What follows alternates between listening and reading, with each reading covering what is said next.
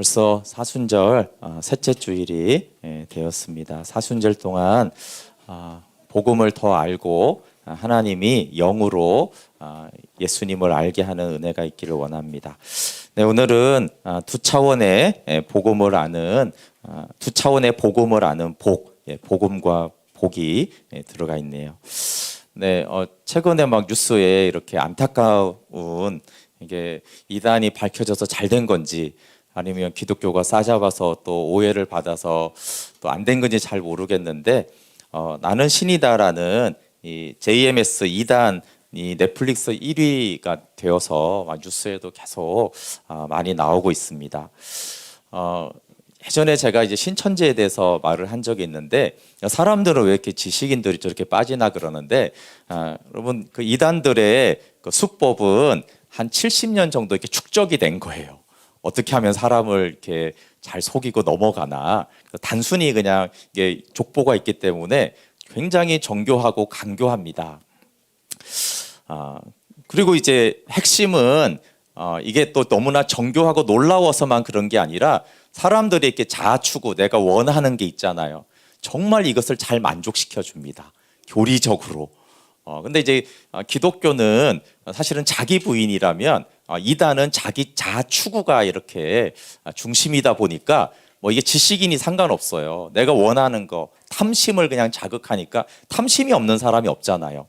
지식인이 탐심이 없고 그런 게 아니니까 탐심이 딱 자극이 돼서 이거 해주는구나라고 딱 잡히면은 더 이상 뭐 지식이나 이런 건 별로 중요하지 않습니다.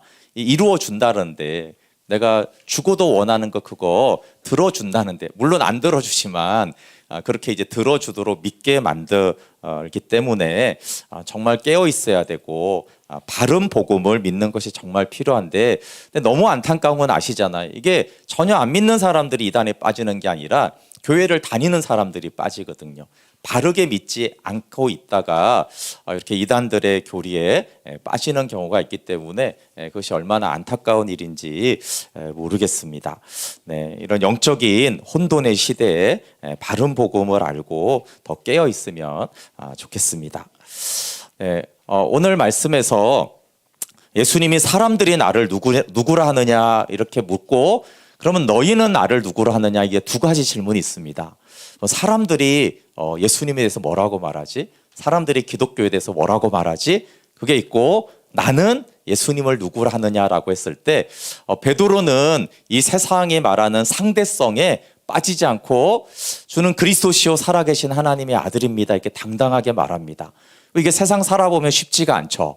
사람들이 자꾸 뭐라고 하던데 나는 어떻게 믿어야 되지? 그러는데 지난주 설교도 그랬지만 직장에서 학교에서 당당하게 우리 예수님은 살아계신 하나님이시고 그리스도이십니다. 이렇게 사람들이 뭐라고 하든 상관없이 절대적인 진리로 믿는 것입니다.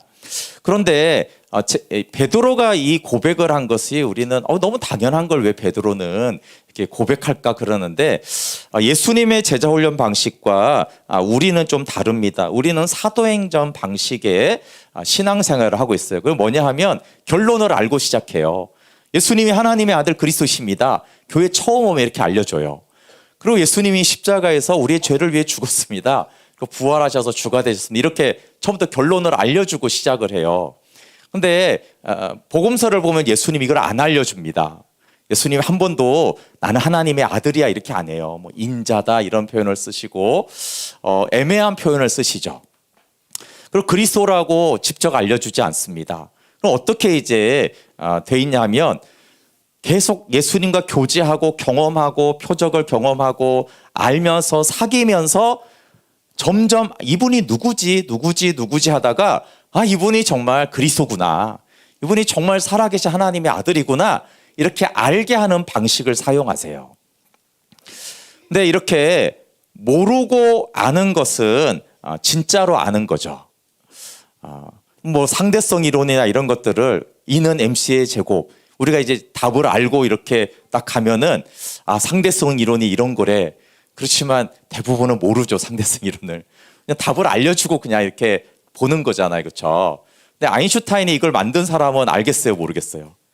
몰랐는데 이게 연구하다 보니까 깨달아진 거예요. 아, 이렇구나. 아, 중력에 의해서 빛이 휘는구나. 뭐 이런 것들을 우리는 들어서 빛이 휜대 그러지만 정말 그걸 처음 발견한 사람들은 중력이라는 것을 빛이라는 걸 이해를 하잖아요. 그러니까 베드로는 아무도 몰랐는데 경험적으로 알게 된 거예요. 이렇게 아는 것은 진짜로 아는 것이죠. 근데 이걸 알기까지 3년 반이 걸렸어요. 그럼 예수님은 그리스도시고 살아계신 하나님의 아들인 것을 믿는 게 보통 어려운 게 아니에요. 어느 정도로 예수님을 만나고 경험해야지 이 진짜 고백이 나와요.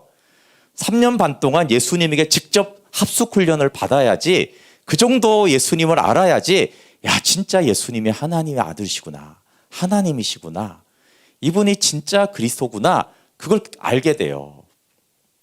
그러니까 쉽지 않죠?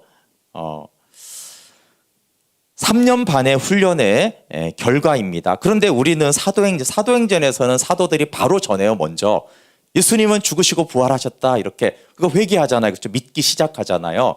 그러니까 믿음이 이렇게 시작이 되어져요.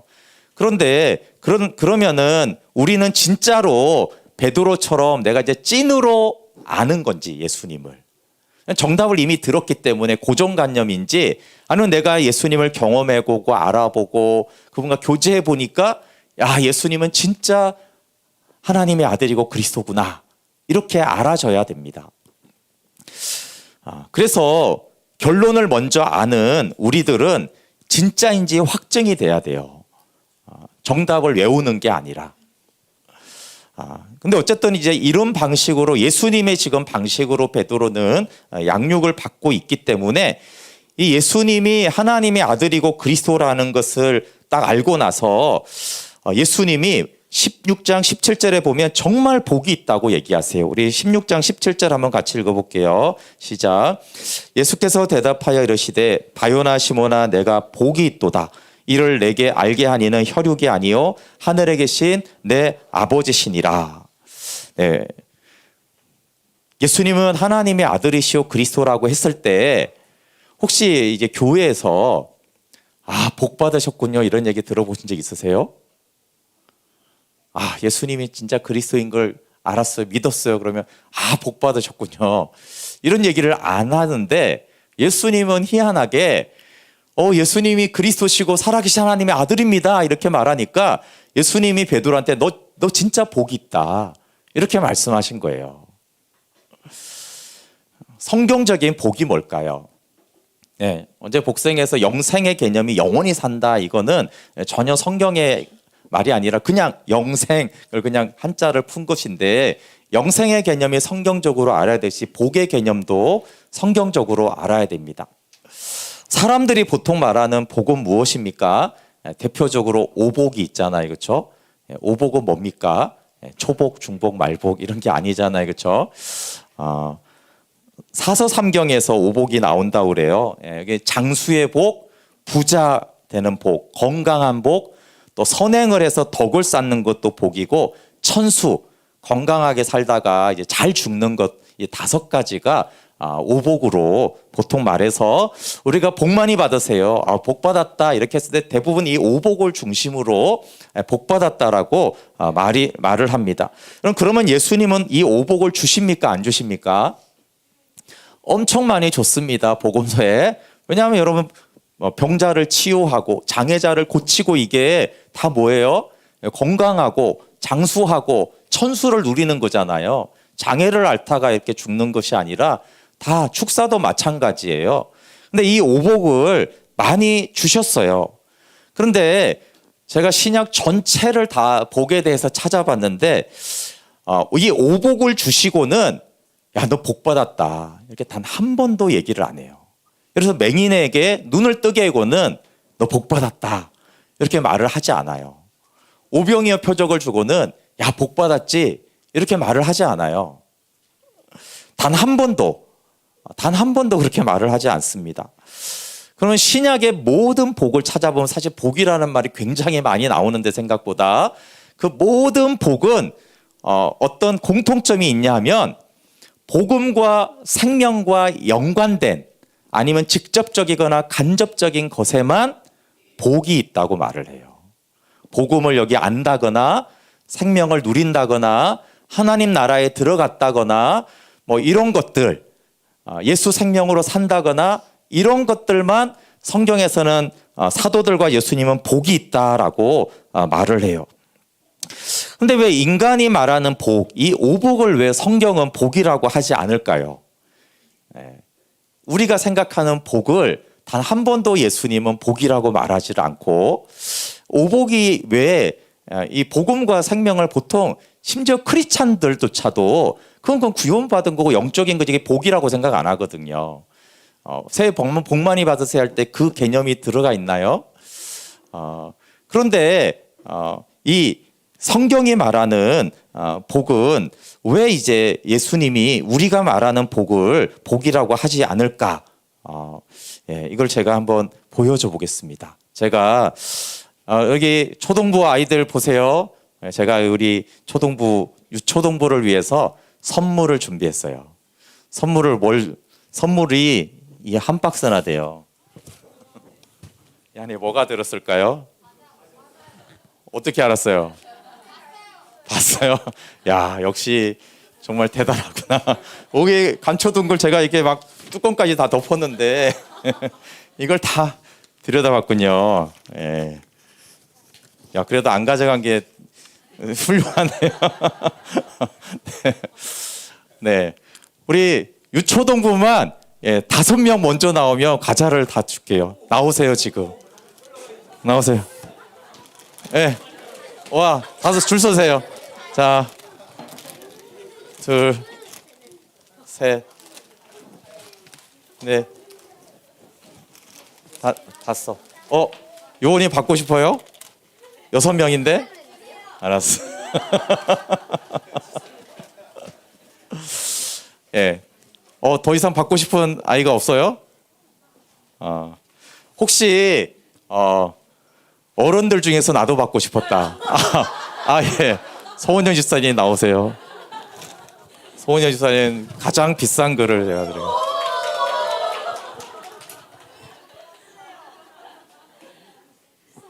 또 달라고?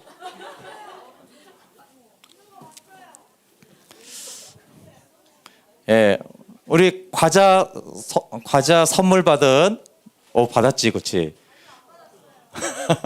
야, 남학원 가면 그렇게 거짓말을 하더라.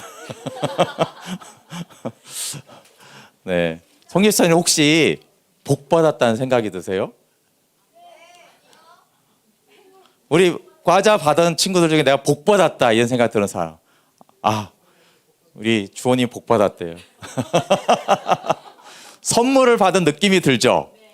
네.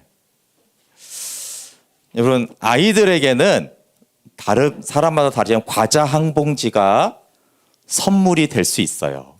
그 말은 또 복도 될 수 있다는 것이죠. 근데 우리 송 집사님은 너무 순수한데 어른들에게는 과자 한 봉지가 복이 되기가 힘들어요. 선물이 되기 힘들죠. 만약에 선물이 됐으면 그럼 다음에 제 생일에 선물을 주세요. 근데 이제 아이가 이렇게 과자 한 봉지를 저희 목사님 생일 축하해 주면은 제가 감동을 받죠. 그래서 준 애들이 없었어요. 근데 작년이 목사님 생일이라면서요. 그래서 꼬북 하나 주면서 생일 축하합니다. 선물입니다. 이렇게 주면은 기분이 좋아야 되는지 말아야 되는지 좀 애매하죠. 기분 좋을 수도 있고 이게 무시하나 이런 생각을 할 수도 있고 굉장히 감정이 애매해집니다.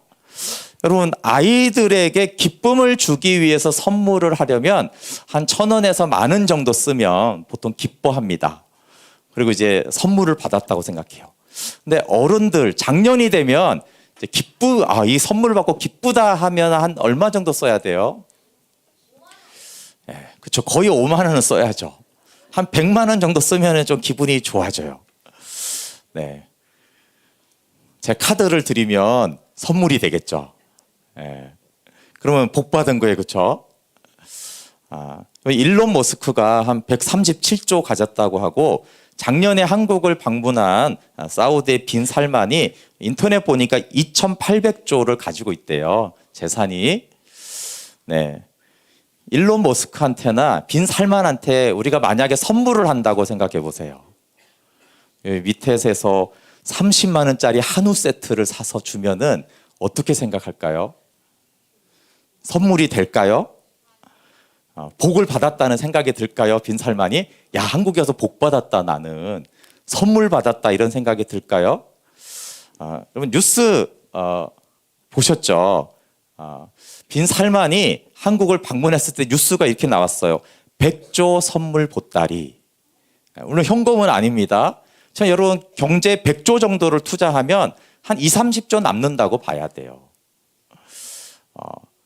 그러면 빈살만이 선물을 가져오면 얼마 정도 돼야 돼요? 100조 정도는 돼야 되는 거예요. 근데 뉴스에 이렇게 나와요. 빈살만 1억 선물 가지고 오다. 그러면서 에이, 이렇게 야유합니다. 야유해요. 무슨 1억이 선물이야. 1억은 하루 저녁값밖에 안 되는데 그런 걸 뭐 한국 가져오면서 선물이라고 가져오냐. 오히려 선물이 안 됩니다. 그러니까 나이에 따라 자신의 부의 크기에 따라서 복에 대한 개념이 바꿔지는 거예요. 빈살만에게 복권이 당첨이 됐어요. 1억짜리. 1억짜리 복권 당첨되면 빈살만이 복 받은 거예요? 아니죠. 근데 우리는 복 받았잖아요.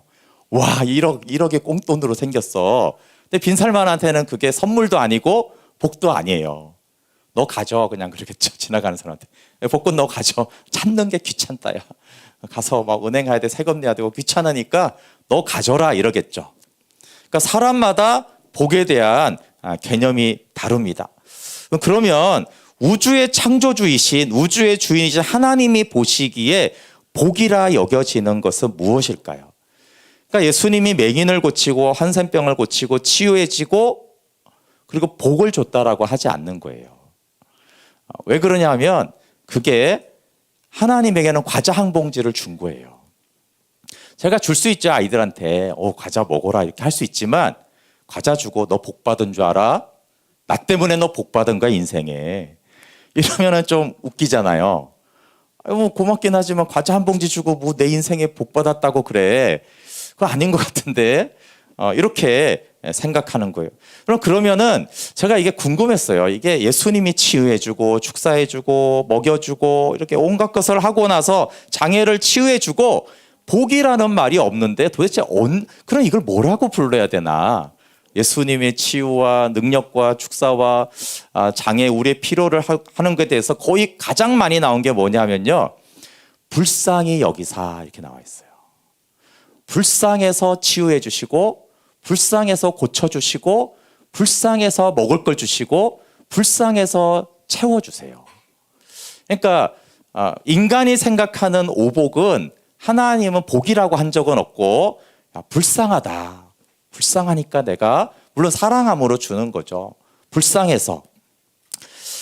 그러니까 빈살만이 이렇게 지나가다가 100만 원을 주는 거는 뭐 기부도 아니고 선물도 아니고 복이 아니고 불쌍해서 그냥 물론 착한 마음으로 불쌍해서 그냥 주는 거죠. 그걸 하고 내가 복 줬다 이런 생각이 빈살만한테는 안 드는 거예요. 그 사람 가다가 내가 불쌍해서 저녁 먹으라고 100만 원 줬어. 지난번에 아는 사람이 이재용이 식당에 와서 팁을 100만 원 주고 갔대요. 직원들끼리 이렇게 회식을 했다고 그러는데 그러니까 그 팁이죠. 그렇죠? 복 준 게 아니에요. 팁이죠, 그냥. 그러니까 하나님이 보시기에 아들을 통해서 하나님의 생명을 준 것만 하나님은 복을 줬다라고 생각하시는 거예요. 그리고 그것을 선물이라고 말해요. 그렇죠? 믿음은 하나님의 선물이잖아요. 그것만 선물이라고 그래요. 물론 은사도 하나님 주셔서 선물이라고 하지만 그러니까 땅의 복, 우리가 생각하는 복이라는 거를 개념은 사실 하나님이 주시는데 그거는 그냥 불쌍히 보여서 사랑하니까 불쌍하니까 주시는 것을 땅의 복이고 근데 하나님이 진짜 하나님이 생각하기에도 이건 복이야. 하나님 생각하기에도 이게 너무 좋은 거야. 네, 제 생각에 제시가 있는 이제 카드는 되게 중요하거든요. 그러니까 그중 하나님이 이렇게 하나님의 카드 정도를 딱 내주거나 아니면 하나님이 우리 집을 내가 상속해 줄게 이 정도가 되려면은 하나님 보시기에 이건 진짜 좋은 거다. 이건 진짜 네 인생의 복이야. 그건 진짜 내가 너한테 주고 나한테도 굉장히 중요한 거야. 이렇게 되는 것은 복음을 통해서 생명을 주는 거예요. 복음과 생명, 하나님 나라만이 하나님 보시기에는 복인 거예요. 그래서 여기서 베드로가 예수님은 하나님의 아들이시고 그리스도입니다라고 하는데 갑자기 예수님이 네가 복이 있다 이렇게 말한 거야. 너 진짜 복이 있다. 왜냐하면 계시로 복음을 알게 됐거든요. 예수님을 알게 됐어요. 이 복을 받으니까 덤으로 받는 선물이 뭐냐면 19절에 보면 내가 천국 열쇠를 내게 주리니 내가 땅에서 무엇이든지 매면 하늘에서도 매일 것이요 내가 땅에서 무엇이든지 풀면 하늘에서도 풀리리라. 여기 그림에 금고 열쇠가 있고 천국 열쇠가 있습니다. 뭐가 더 좋으냐 그러면 또 금고 열쇠 이렇게 말할 거죠. 우리는 그래요. 근데 지금 하나님 차원의 열쇠와 인간이 넣어놓은 그 금고 열쇠는 사실 비교가 안 되는 거잖아요. 근데 우리는 저 금고 열쇠가 진짜 복을 받은 자가 갖게 되는 열쇠라고 생각하는데 하나님은 베드로야 내가 땅에 금고 열쇠를 줄게 이렇게 안 했고 거기 백조가 들었거든 이렇게 하지 않고 천국 열쇠를 주겠다는 거. 근데 그 천국 열쇠가 어떤 거예요? 네가 이게 땅에서 풀면 하늘에서도 풀리고 네가 땅에서 묶으면 하늘에서도 묶는 거야. 그럼 뭐예요? 네가 하는 대로 내가 할 거야.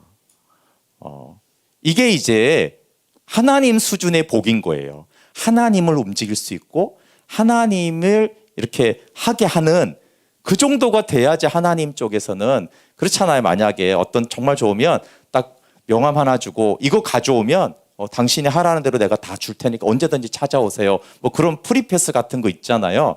그 이제 천국 열쇠를 딱 주면서 복인 거죠. 성경에 복이 너무 많이 나와요, 사실은. 근데 모두가 다 여러분 아브라함에게 복을 주사 그 복이 뭐예요? 갈라디아서 보면 복음이고 영생의 복이고 아들 되는 복이에요, 그게. 그리고 이제 시편의 1편에 보면 복 있는 사람은 이렇게 보면서 주야로 말씀을 묵상하는 시냇가에 심은 나무 뭐예요? 하나님과 교제하는 사람이잖아요. 그렇죠? 생명을 누리는 사람이에요. 대표적으로 팔복이 있잖아요. 심령이 가난한 자는 복이 있나니 하나님의 나라가 저희 것이요.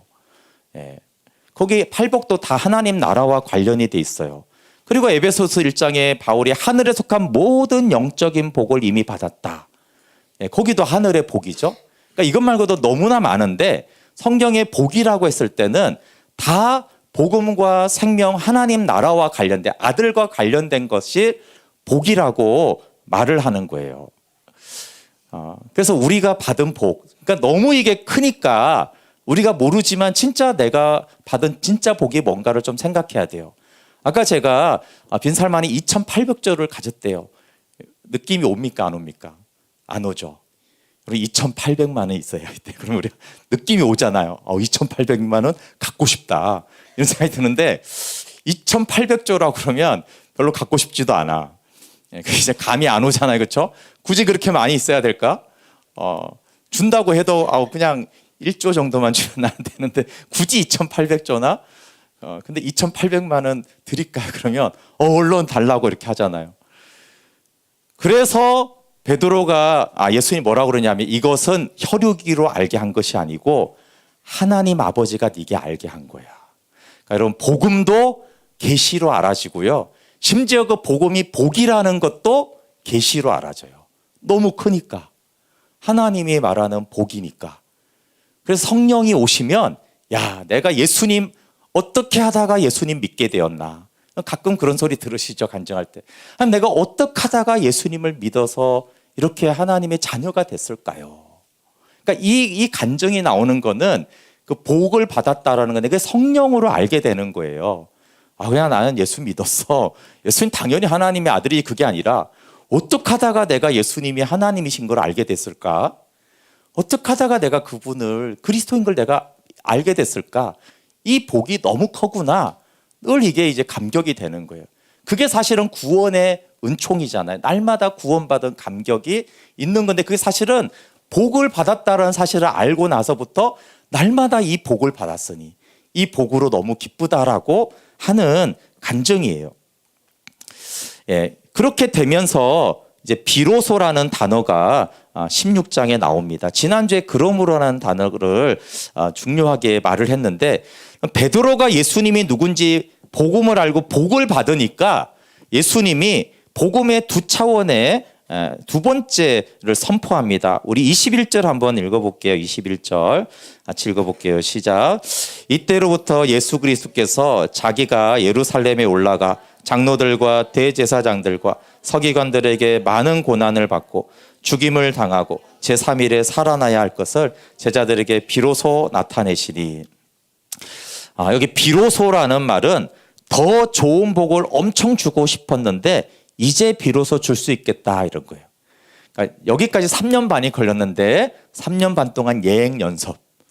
옛날에 무술 영화 보면 3년 반 동안이면 얘들 뭐 해요? 맨날 밥 짓고 물도 오고 청소시키고 이거 하잖아요. 그렇죠? 그 비로소 내가 한 수 가르쳐 주겠다. 근데 오히려 막 밥 짓고 물 깃는데 한참 걸리다가 무술 딱 가르쳐 주기 시작하면 어떻게 돼요? 금세 배우죠. 금세 서성을 이기고 막 날아다니고 이렇게 합니다. 여기 비로소가 그런 비로소예요. 시간적으로는 예수님의 공생애가 거의 끝나가는 시점인데 사실 예수님의 공생애와 마태복음의 분기점이 이 비로소예요. 그래서 네모 딱 쳐놓으세요. 비로소. 여기서 이제 본론으로 들어간다라는 거예요. 핵심으로 진입이 됩니다. 이제 내가 십자가에 죽고 부활해서 내가 생명 줄 수 있겠다. 진짜 복을 줄 수 있겠다라고 하는 지점으로 온 게 비로소예요. 그리고 이게 제자들의 분기점이에요. 그럼 제자들이 3년 반 동안 제자 훈련 받았지만 여기서 비로소 되면서 진짜 제자가 돼요. 요 16장 전까지는 진짜 제자 아니에요. 그리고 진짜 복 받은 게 아니거든요. 근데 16장에서 예수님이 누군지 알고 십자가를 선포하면서 진짜 복을 받고 진짜 제자가 되는 거예요. 그러면 신자에게도 비로소가 있다라는 거예요. 복음을 아는 비로소. 우리의 신앙생활을 하지만 어느 신앙생활을 하다가 비로소라는 것이 있어야 돼요. 그래서 그래야지 진짜 복 받는 성도가 되죠.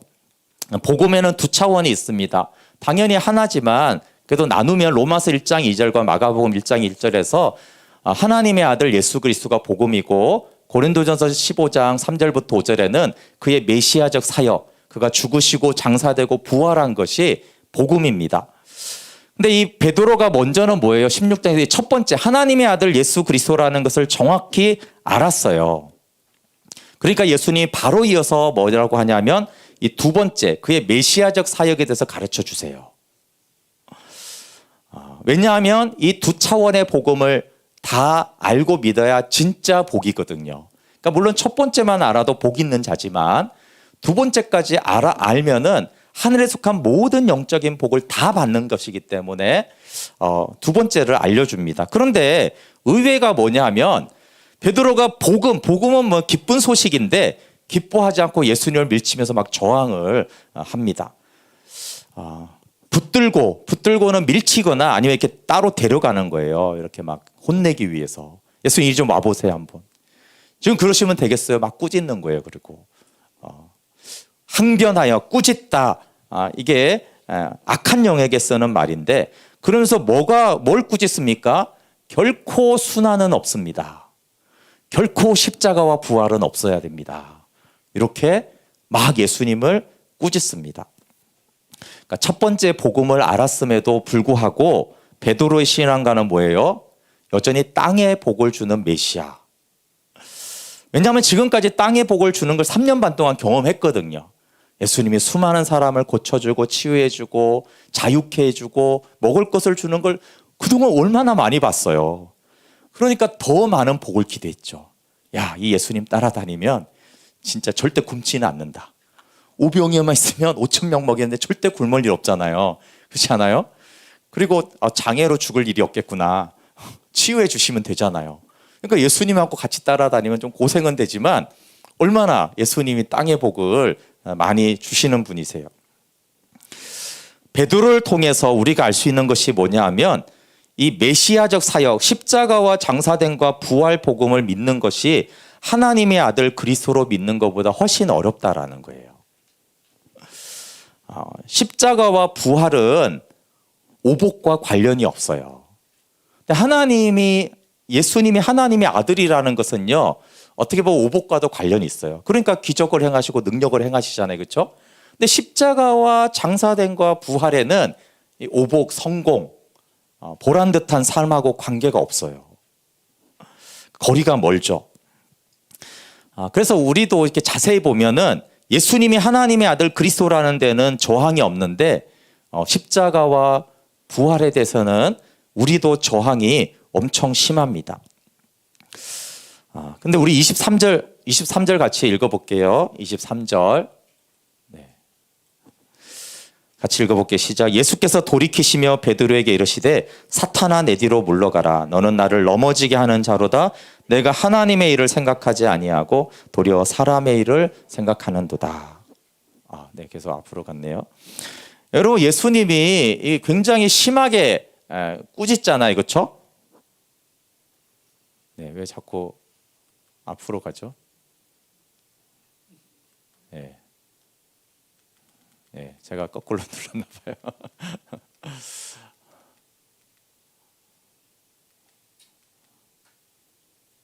네. 복음의 두 차원을 이렇게 꾸짖는 이유가 뭐냐 하면 반드시 알아야 되니까 그렇잖아요. 그렇죠? 좋게 말하면 반드시 줘야만 하는 복이고 우리에게는 반드시 받아야 되는 하나님 수준의 복입니다. 그런데 많은 분들이 여기 밑에처럼 생각할 수 있어요. 나는 십자가 복음과 장사 복음, 부활 복음을 나는 저항하고 싫어하지 않는데 나는 다 잘 믿고 좋아하는데 이렇게 생각할지 모르겠어요. 근데 이게 이제 이 복음이 의미하는 바가 뭐냐라고 했을 때 하나님의 아들 그리스도를 알면은 당연히 이제 하나님께는 복종하게 되는 것이죠.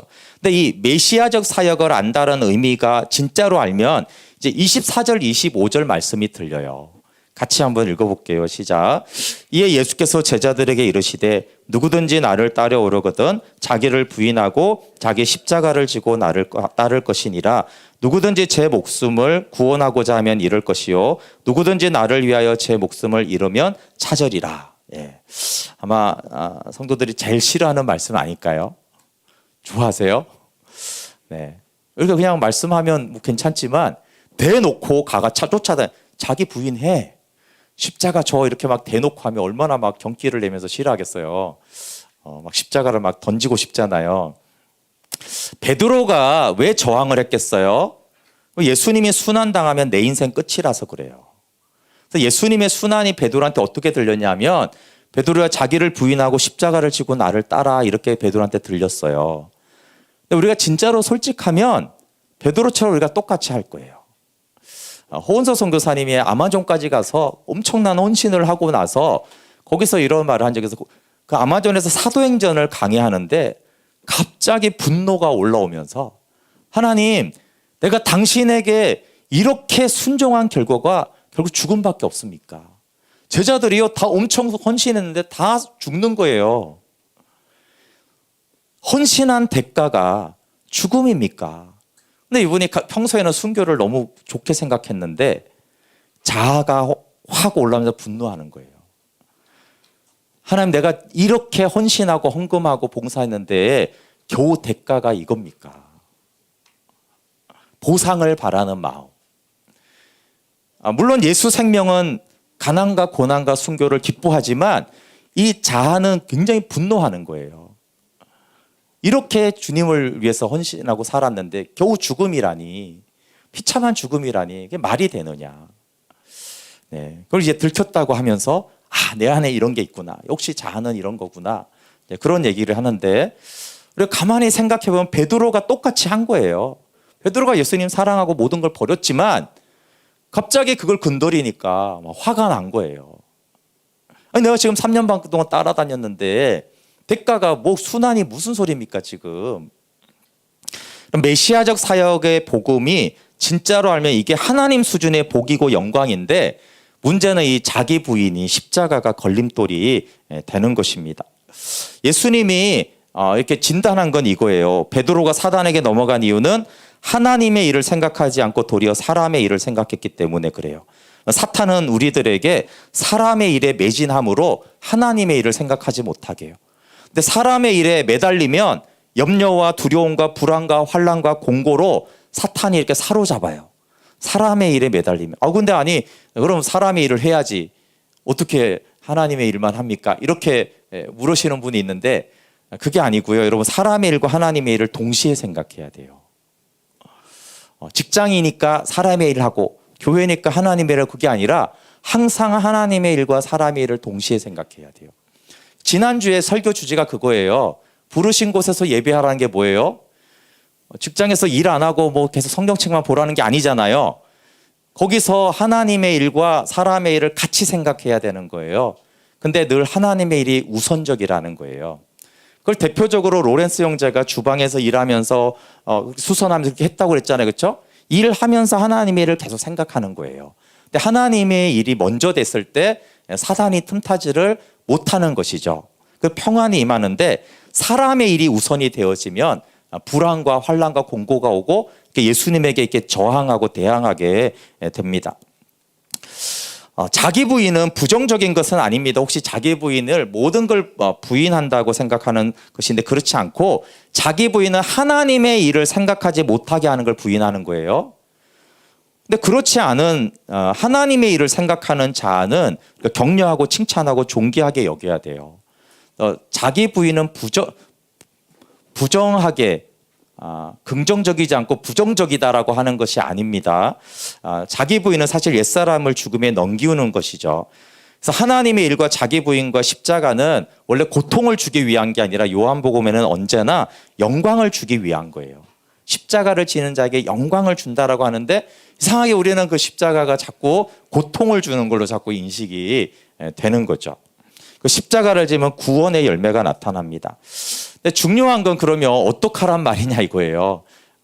그 맞는데 베드로가 저항하는 마음을 어떻게 하느냐라고 했을 때, 사실 이게 주제인데 빨리 끝내겠습니다. 자기 부인 때문에 진짜 복에 저항하는 베드로에게 우리 17장 2절에 보시면, 그들 앞에서 변형되사 그 얼굴이 해같이 빛나며 옷이 빛과 같이 희어졌더라. 그때 모세와 엘리야가 예수와 더불어 말하는 것이 그들에게 보였다. 저항하는 베드로가 스스로 그 저항하는 마음을 없앴냐 하면은 그렇지가 않아요. 우리는 그걸 없앨 수가 없어요. 그러니까 엿새 후에 예수님이 변화산을 데려갑니다. 그리고 예수님의 변형된 걸 보여줬다는 건 뭐예요? 복음의 영광을 보여주는 거예요. 지금 하늘의 복을 지금 보여주고 있는 겁니다.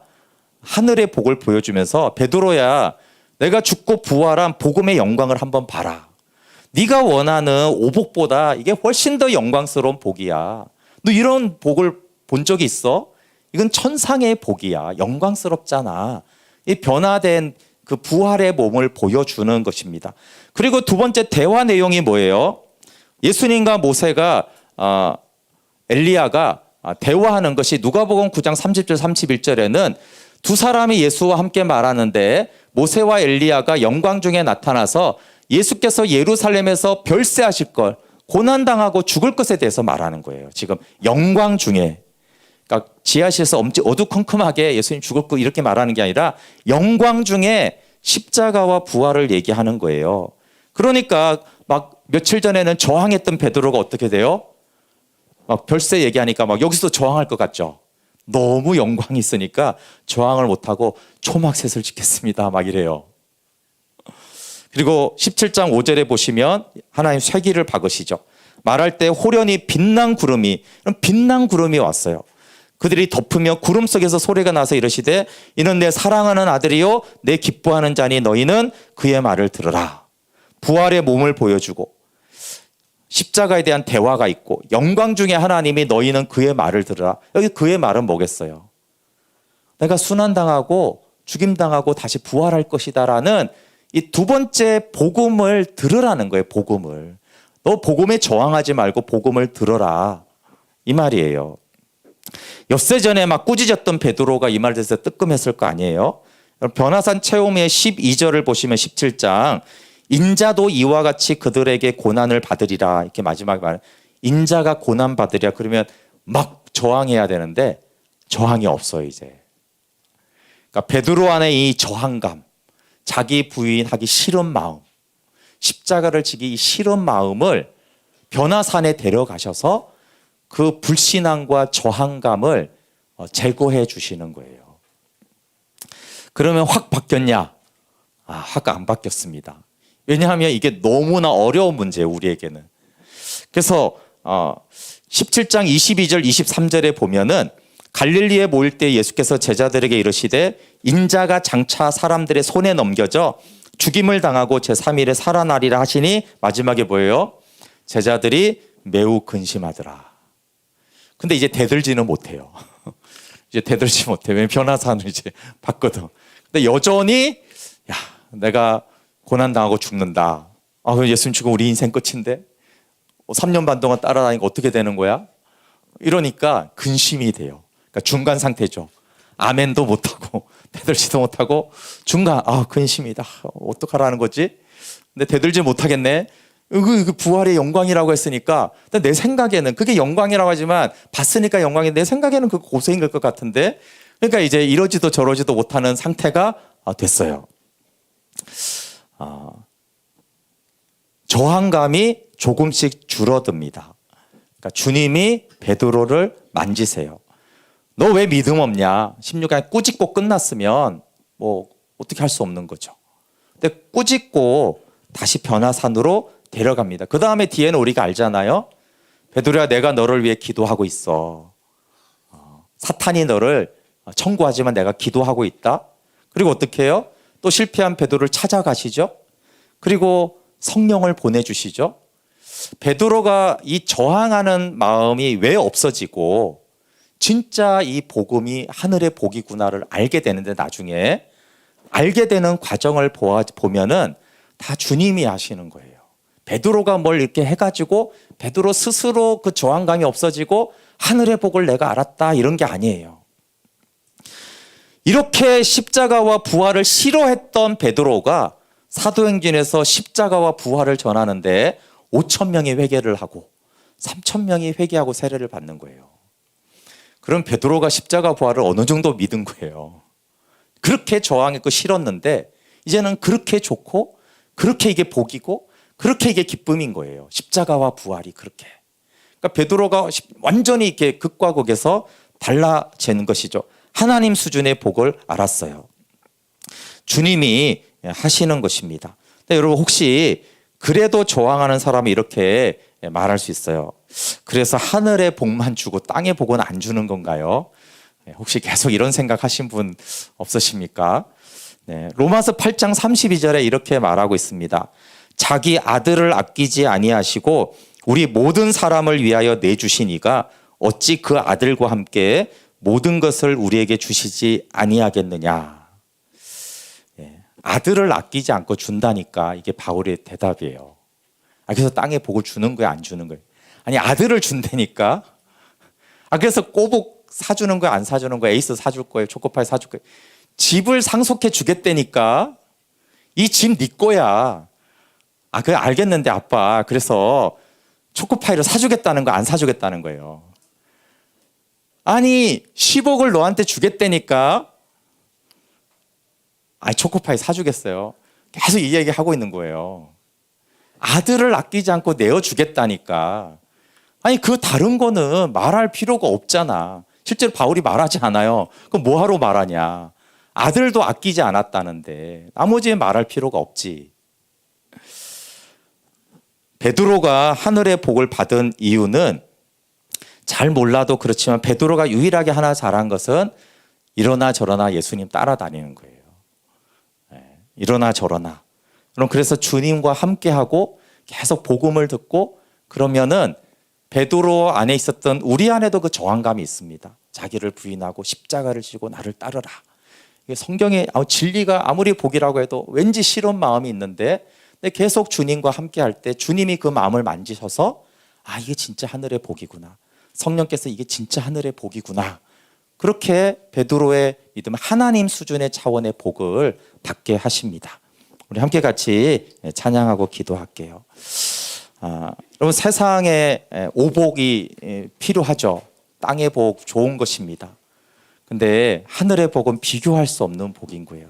근데 우리가 이 복을 복으로 여기지 않고 오복 받은 사람 보고 아 부럽다. 그게 아니라